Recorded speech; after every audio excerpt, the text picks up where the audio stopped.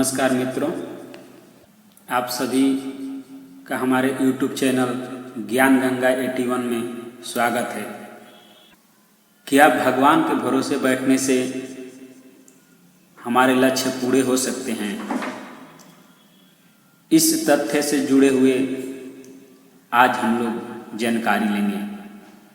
आइए आज हम आप लोगों को दो मित्रों की कहानी सुनाते हैं। एक गांव में दो मित्र थे। एक मित्र मेहनती था और एक मित्र दिन भर पूजा करता था। दोनों ने मिलकर जमीन खरीदी। एक खेती करता था और दूसरा पूजा करता था। जब फसल पक गई तो पूजा करने वाले ने भी बराबर का हिस्सा मांगा। महाभारत में श्री कृष्ण ने युद्ध की शुरुआती में पांडव से कहा था कि सिर्फ मेरे साथ होने से आप अपना युद्ध नहीं जीत सकते हो। इसके लिए आपको पूरी शक्ति के साथ युद्ध करना होगा। कर्म किए बिना सफलता नहीं मिल सकती।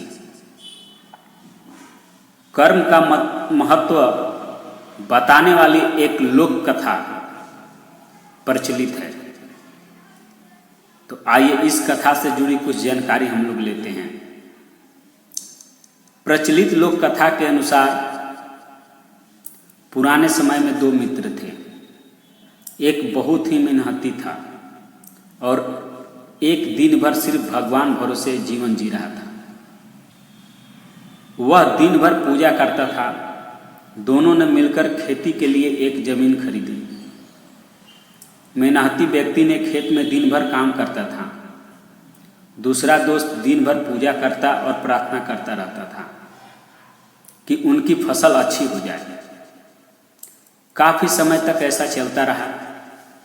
उनके खेत में फसल तैयार हो गई। मेहनती व्यक्ति ने पूरी फसल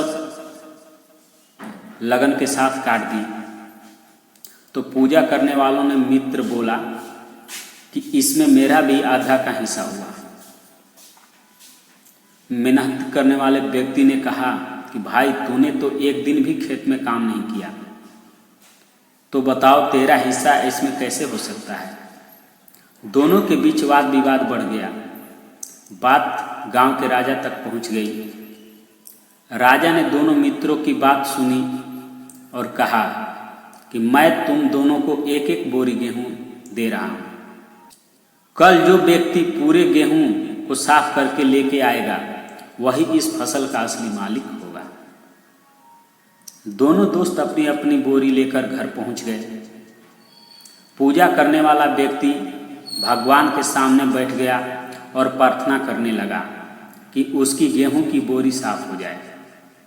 और मेहनती व्यक्ति गेहूं साफ करने में लग गया और पूरी रात जगकर उसने गेहूं की सफाई की। अगले दिन दोनों मित्र राजा के दरबार में पहुंचे गए। मेहनती व्यक्ति ने गेहूं साफ कर लिया था। उसने गेहूं के सारा कचरा निकाल दिया था, जबकि भक्ति करने वाले व्यक्ति की बोरी ऐसे ही थी।